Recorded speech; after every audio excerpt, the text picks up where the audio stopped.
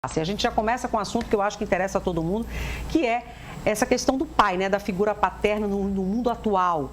E o professor Romero é um estudioso desse assunto, desse e de muitos outros, e por isso que nós convidamos ele para vir aqui, né, professor? Obrigada, viu, por ter vindo. Professor, é mais fácil, vou começar logo bem diretamente, é mais fácil ser pai hoje ou há alguns anos atrás, no século passado, digamos assim, era mais fácil? Não, na Roma Antiga era mais fácil.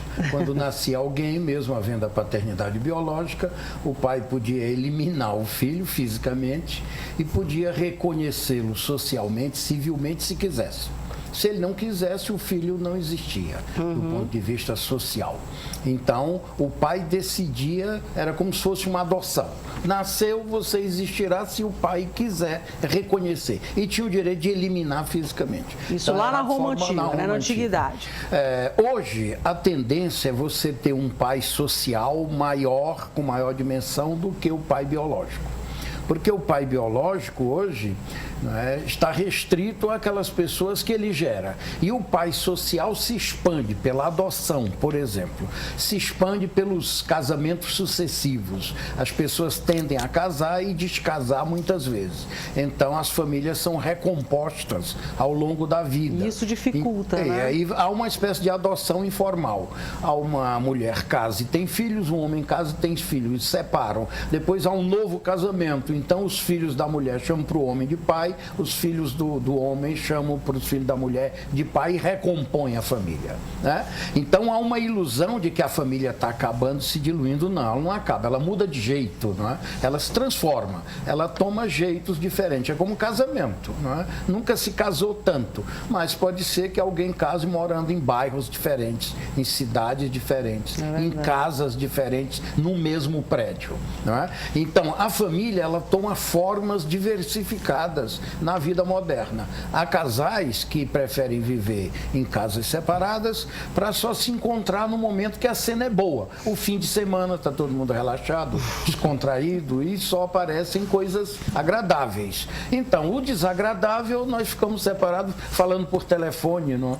E na hora da cena boa ficam juntos e tal. Então, mas aí isso complica o papel do homem como pai? Eu acho que é essa que é a questão, né? Não sei se complica, eu acho que... Esses novos arranjos familiares? Nós sempre pensamos conservadoristicamente, não é? Mudou, é doloroso, no tempo da vovó. No tempo da vovó era possível que no tempo da vovó a história permitia. Hoje a história exige outras coisas.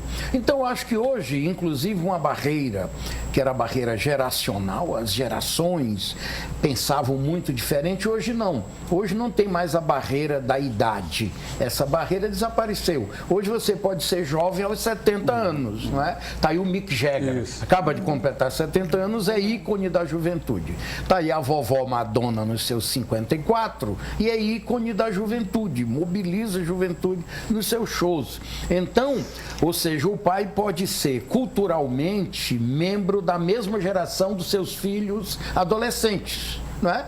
Ser roqueiro, andar de roupas coloridas, gostar de fazer rally, gostar de esportes radicais, saltar de paraquedas, lutar artes marciais com qualquer idade.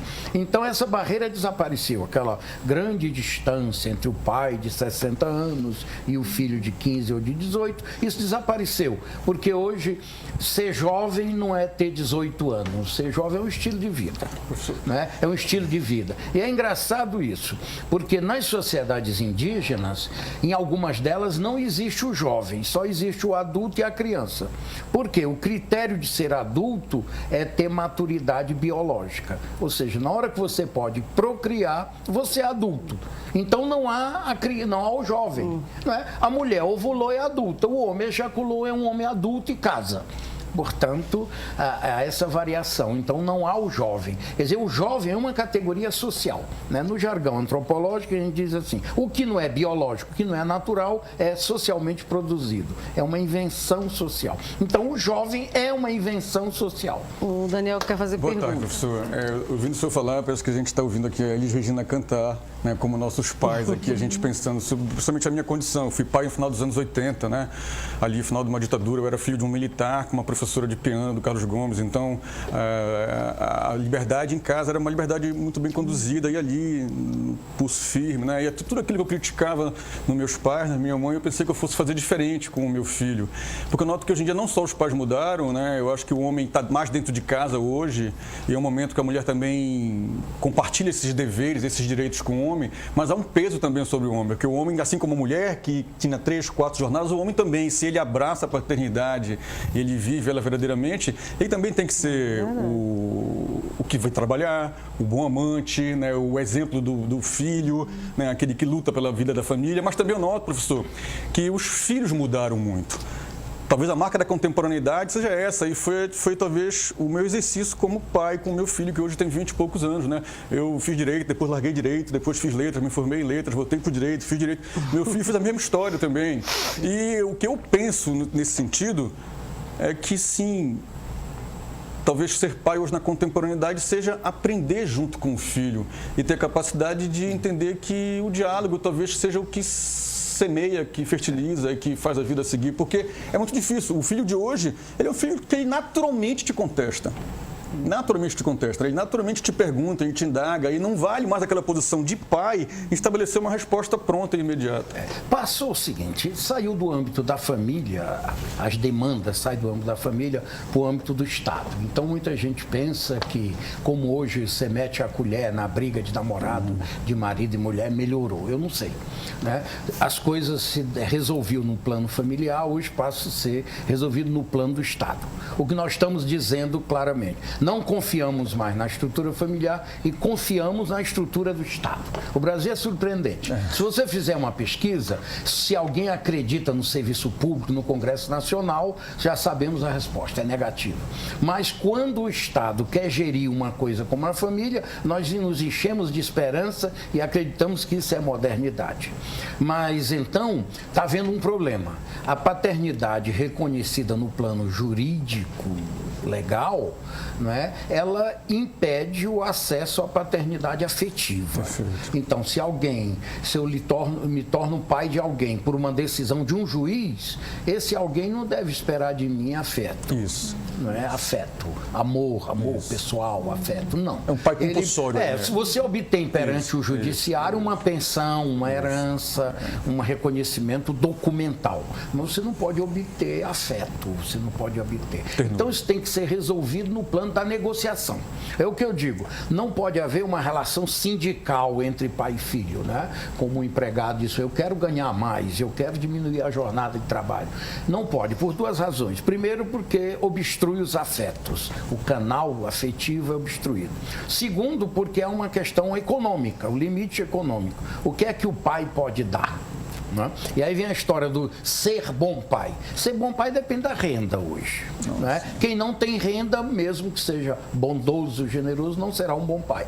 Lazer custa dinheiro, comida, assistência médica, moradia, tudo. Até atenção, né, custa dinheiro, deslocamento para o lugar onde os dois se encontram. Então, o problema ser pai hoje depende da renda. E antes não era assim, as professor? Condições não, depende. Nas aldeias indígenas, por exemplo, não. Né? Se considerar a vida urbana, não era? A vida urbana dificulta alguma coisa, mas eu quero chamar a atenção. Quer dizer, o que era antes? É para o custo hoje do ser bom pai. Ser bom pai não é uma decisão do pai.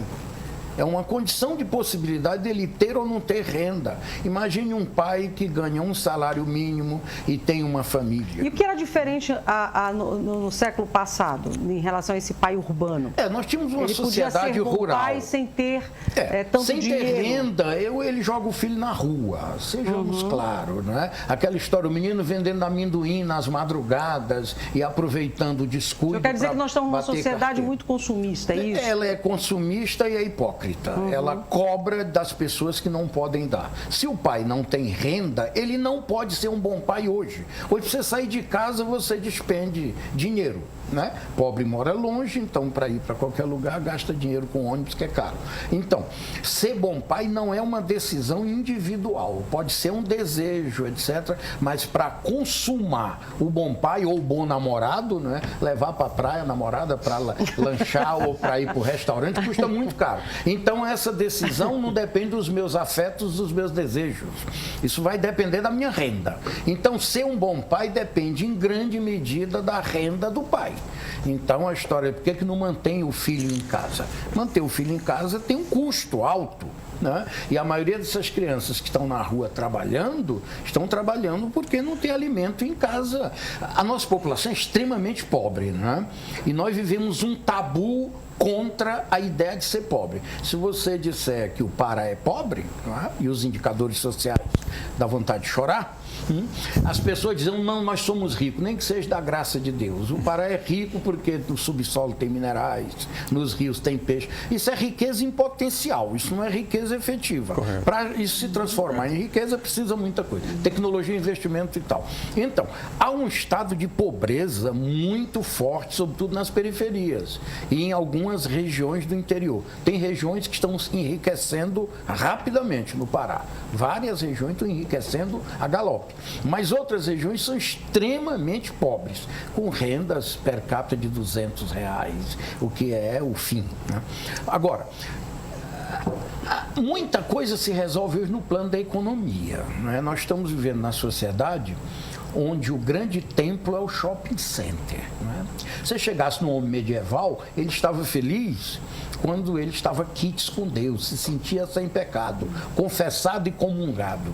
Hoje, o templo é o consumo. O indivíduo entra no shopping center, o que ele não pode consumir efetivamente, ele consome com os olhos, né? Ele deseja e programa a aquisição daquele bem. Então, é o consumo, né? Inclusive, isso interfere nessa relação pai-filho. Ah, sim, porque o pai é pressionado a dar o que ele não pode dar. Mas, por outro lado, professor, a Renata colocou agora também, fazendo um contraponto da relação do poder econômico, muito pelo contrário do que a gente pensa também, a gente imagina que nós, reféns do tempo, poluídos de pressa, de falta de tempo para tudo, ao mesmo tempo eu vejo nessa marca da contemporaneidade, pais que têm realmente poder do dinheiro, né, que têm o poder econômico e que, na realidade, esse poder econômico, na realidade, é transferido como se fosse uma forma de educar o filho. Eu vejo muito isso na relação com a escola hoje, né? Os pais entregam o filho para a escola como a escola fizesse a obrigação, talvez, dele. Uma agência. E como se fosse um fomento de ternura que ele não vai ter em casa, de formação, como se fosse a escola responsável por isso. Mas é outra questão que nós temos que repensar. O afeto entre pai e filho não é espontâneo, isso tem que ser construído. Não é? A gente pensa que, como alguém gerou alguém, vai amar. Não, pode odiar. Desde o Freud sabemos disso. Né? Pode odiar. A relação é tensa, inclusive entre uma criança e o pai que disputa a mãe, isso. Se o Freud tem razão. Não é?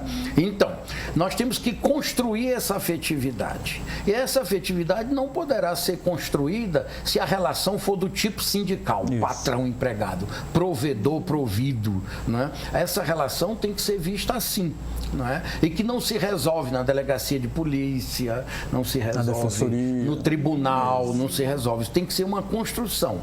Então, as relações afetivas só se constituem pelas vias do afeto. Mas o senhor não acha que os homens estão mais propensos a fazer isso nessa relação pai e filho? Porque os homens mudaram muito, né? Estão mais atentos. Sim. Claro, e hoje é até charmoso cozinhar, botar avental, convidar os amigos, ir para a cozinha, hoje pega muito bem, não é? Agora, o problema é sim, há essa abertura. Agora, se tensionar, há uma tensão recíproca, ou seja, se você ataca o pai, será atacado ou desprezado por ele. Esse é o modelo atual. Exatamente. Se você incomoda alguém, alguém responde. Se você intranquiliza, assim, eu vi uma senhora um dia, o filho dizer, eu não tenho celular e eu quero um celular com internet. Se eu não tiver, eu não vou mais para a escola. E a senhora não podia comprar celular nem para ela, nem para o filho, nem para ninguém. Então, se o filho condiciona ir para a escola a ter um celular com internet, essa mãe ou dá uma surra nele indignada, ou despreza, ou diz, bom, você não quer ir para a escola, não vá. porque ela não pode equacionar no plano econômico. O que eu chamo a atenção é isso, o pai tinha muita autoridade porque ele era o supridor geral, o provedor geral. Isso mudou muito. E não pode hoje prover, porque os limites do consumo não têm limite. Ou seja, o consumo hoje é ilimitado, há um desejo infinito de consumo. E os salários são finitos, limitados. Então, há um limite físico, né? Falta a possibilidade, né? Então, isso precisa ser posto para os educadores, né? Porque nós estamos numa fase normativista. Nós queremos normatizar tudo e não damos espaço para normatizar e controlar, né? Para a diversidade. Isso, pois é. Isso é uma histeria e que vai causar danos educacionais, psicológicos e outros, né? Você quer regular namoro. Se o namoro se prolongar, cria vínculo, como se fosse um vínculo trabalhista. Aí isso já quer logo ameaça os afetos. Seja... Normatização e controle, né, professor? Né? Então você namora com alguém sobressaltado que se demorar muito o namoro, criou um vínculo. Daqui 2 anos, será uma união daqui 2 anos união Professor, estável, deixa o telespectador, tem que normatizar aqui um pouquinho também o programa. O telespectador vai lhe fazer pergunta agora. Vamos lá, Renata. A gente tem várias perguntas, eu vou escolher 2, tá? O Emanuel Santos quer saber se o conceito de pai passa por uma reconceituação em relação aos tempos modernos. E a Marcela Inajá quer saber sobre a relação de pai e filho nas sociedades indígenas, porque ela diz que o filho na sociedade indígena era a responsabilidade de todos, né? E tinha um conceito de pai um pouco diferente do que a gente tem hoje. Tá. Bem, o filho na sociedade indígena, nas que são matrilaterais, o que seria o nosso tio é o pai biológico dele. É como se fosse o pai biológico, faz as vezes do pai biológico na nossa sociedade. Então, o irmão da mãe é que é o pai. Por isso que você não pode casar com a prima, que seria incesto, porque o tio faz as vezes do pai biológico. E mudou tudo, né? A história muda tudo, muda a família, muda a ideia de Deus, muda a ideia de afeto, de prazer, de desejo, muda tudo. Então, o que nós temos hoje é a presença da diversidade. Não adianta tentar uniformizar. Quanto mais você procura uniformizar, mais você produz conflito e diversidade. Hoje só tem uma alternativa, é você conviver com as diferenças, né? Conviver com as diferenças, olhar para a diferença como um fato. A diferença é um fato e vamos conviver com ela. Por exemplo, hoje as famílias ligadas por laços de casamento homossexuais começam a se relacionar do mesmo jeito que tradicionalmente se relacionavam com as famílias de casamento heterossexual. Também, né? É criar filho, adotar filhos, tanto os casamentos homossexuais masculinos como femininos. Né? E a história isso não é dominante ainda, mas as classes médias altas, mais intelectualizadas, adotam esse padrão. Então as famílias passam a se visitar, a se tratar como parentes, e o que é uma coisa muito interessante. Então, o jogo hoje é o jogo da diversidade. Todo mundo, e as igrejas estão cometendo esse erro, né? Apostar na homogeneização, na intolerância diante da diversidade. Isto é fatal. Isto é fatal, porque não há como você uniformizar. A sociedade é multicultural, multiétnica, multireligiosa, multiideológica, multirracial, multicultural, né? A sexualidade hoje tem padrões infinitos de escolhas sexuais. Então, se você quiser estabelecer uma regra única, ou você violenta, pratica etnocídio, genocídio, censura religiosa, censura política, ou você convive com a diversidade. Né? A padronização é alguma coisa que tem que ser afastado do sistema educacional, do sistema familiar, do contrário, você não constitui nem família, nem uma escola democrática. Professor Romero, daqui a pouquinho eu vou passar para o bate-papo com a Daniele, que também vai participar desse bloco, mas eu queria primeiro perguntar se vocês já querem fazer ainda alguma pergunta, professor Socorro, que ainda dá tempo. Eu só queria fazer uma observação, professor. O senhor nos deu uma aula aqui sobre diversidade, contemporaneidade, modernidade. Eu tenho uma visão, assim, bastante, eu diria, tradicional em relação à figura do pai. Não poderia ser diferente, né? Eu pertenço a uma geração em que isso é importante. E eu vejo assim, não importa em que circunstância, a figura do pai ainda é muito importante como referência. Sim. Né? Como referência. E daí nós assistimos aquelas crianças, aqueles jovens que têm dificuldade de se encontrar, talvez porque não tiveram essa âncora. Pai Eu presente, ainda vejo a figura do pai independentemente. Agora, é claro que isso tem que ser tratado segundo esse pano de fundo que é essa modernidade, com apelos diferentes, etc. Pois é, aí ele pergunta assim, se alguém tiver o dissabor de perder o pai nos primeiros dias de vida, também ele não é um condenado. Ele poderá ser uma pessoa normal, feliz, prazerosa, competente, bem-sucedida. Então, o contraponto é esse. Claro, se eu tiver pai, mãe, avô e bisavô, isso é um sonho. Eu cheguei a conhecer os meus bisavós dos dois lados. Porque o que vai contar, afinal de contas, professor, como a professora colocou, é esses caminhos do afeto, né? Esses caminhos da ternura. Nós estamos pensando sobre a criança, sobre o pai, nós estamos pensando sobre uma pessoa saudável emocionalmente daqui 15, 20 anos, que a professora fala agora. Então, eu acho que, por mais que haja esse poder econômico, ele é realmente preponderante, danoso, mas eu acho assim, o senhor é psicólogo, mas eu ainda acho que a minha pergunta é um pouco do absurdo. Dentro da sua pesquisa, quais seriam os caminhos do afeto? Estamos falando de contar história, né? Eu acho que a nossa pergunta é essa. Na marca da contemporaneidade, com relações tão esmaecidas, como viver isso? Né? Onde encontrar isso? Na simplicidade. É um bom caminho. Isso. Desistir de doutrinar, de impor normas, de homogeneizar. Né? Se você admite conviver na diversidade, tudo se desaparece. Quem produz o desvio é a norma. Quem produz o desvio é a regra. Não é? Mas a gente também não pode viver sem elas. Pois né? tem que ter a regra. Agora, a regra pode ser libertária e a regra pode ser opressora. Não Ou dialógica, né, professor? Na questão do estilo da escolha religiosa no Brasil, um dos países mais democráticos do mundo nesse ponto. Né? Você pode ser de todas, não ser de nenhuma, pode ser contra todas, a favor de todas, praticar várias, ser ateu ou indiferente, agnóstico ou qualquer coisa. Você não sofre sanções por isso. Está aí uma regra boa, deixar todo mundo livre para viver a sua religiosidade, entrar e sair, praticar várias ou só uma ou nenhuma, isso é uma regra boa. Agora, quando você impõe uma regra, não é? Ser árabe é maldito, ser judeu é maldito, ser nordestino é maldito, ser negro é maldito, aí é um absurdo. Então, não é que tem que ter regra, é que tem que ter regra flexibilidade. Né? Agora é assim, temos que saber, se pai e filho não se entendem, é melhor que eles mantenham a distância regulamentar do que convivam se hostilizando.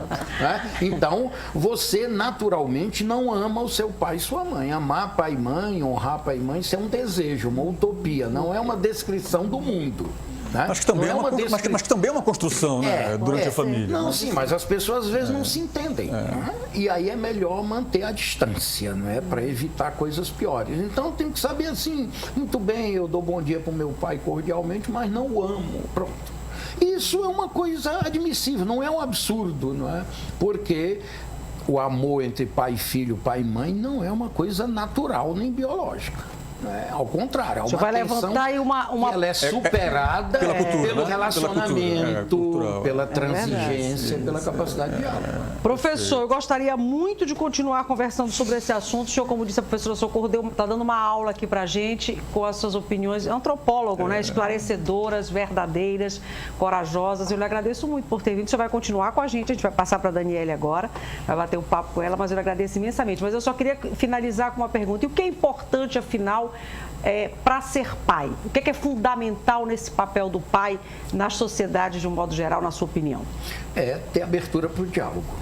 Ter o diálogo, falar sobre os limites e as possibilidades, falar francamente, né? E estar aberto aos novos afetos. Né? O filho quer ser homossexual, que seja feliz. O filho não quer ser do meu partido. Faça uma boa, da minha profissão também. Você não quer torcer pelo meu time, não quer ser da minha profissão, não é? Não gosta do modelo político que eu gosto, tudo bem. Então, se houver esse tipo de abertura para a diversidade, não é? Metade ou mais dos fatores de desentendimento estarão sanados. Podemos conviver com a diversidade. E o Brasil é um exemplo disso, né? O Brasil é multitudo, né? E nós estamos aqui nos sentindo brasileiros, né? Então, isso é um ponto de partida. O pai e filho pode construir isso. Agora, não espere biologicamente que o entendimento venha daí, da biologia. Não vem. Ele vem de diálogos sociais. Muitíssimo obrigado. O professor Romero Ximenes conversou conosco aqui hoje no Sem Censura Pará, professor da Universidade Federal do Pará, doutor em Antropologia Social, e você viu O bate-papo rendeu muito e foi muito esclarecedor. A gente passa direto neste bloco